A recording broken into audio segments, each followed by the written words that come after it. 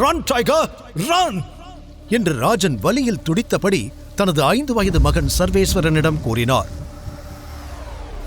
சில நிமிடங்களுக்கு முன் சென்னையில் உள்ள பெசன்ட் நகர் பீச் ரோட்டில் அதிவேகமாக சீறி பாய்ந்து சென்றது ஒரு ஃபாரின் கார். பின்னாலேயே 4-5 பெரிய கார்களில் ரவுடிகள் கையில் ஆயுதங்களோடு துரத்தி வந்தனர். அவர்களிடம் மாட்டிக்கொள்ளாமல் லாவகமாக காரை ஓட்டினாலும் திடீரென எங்கிருந்தோ வந்த புல்லட் ஒன்று ராஜனின் கையை பதம் பார்த்துவிட அதிவேகத்தோடு கடற்கரை லேம்ப் போஸ்டில் மோதி நிறுத்தினார். துரத்தி வந்த ரவுடிகள் அவரை சுற்றி வளைத்தனர்.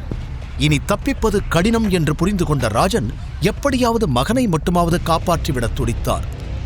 தன் கையில் அணிந்திருந்த புலி முத்திரை பதித்த மோதிரத்தை கழட்டி சர்வேஸ்வரனின் சட்டை பாக்கெட்டுக்குள் திணித்தார்.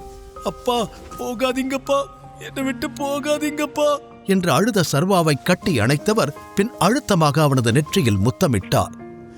இல்ல டைகர், ஏன் வாழ்க்கையை நான் வாழ்ந்துட்டேன், நீயாவது தப்பிக்கணும், நான் திரும்ப வரலனா அப்பாவை மன்னிச்சிடு என்று கூறிவிட்டு தனது துப்பாக்கியுடன் காரை விட்டு இறங்கியவர் தன்னை சுற்றி வளைத்தவர்களை சுட ஆரம்பித்தார். அப்பா அப்பா ப்ளீஸ் பா, போகாதீங்கப்பா என அழுதபடியே காருக்குள் தவித்தான் சர்வா. முழு வீடியோவை பாக்கெட் FM தமிழ் யூடியூப் சேனலில் கண்டு மகிழுங்கள்.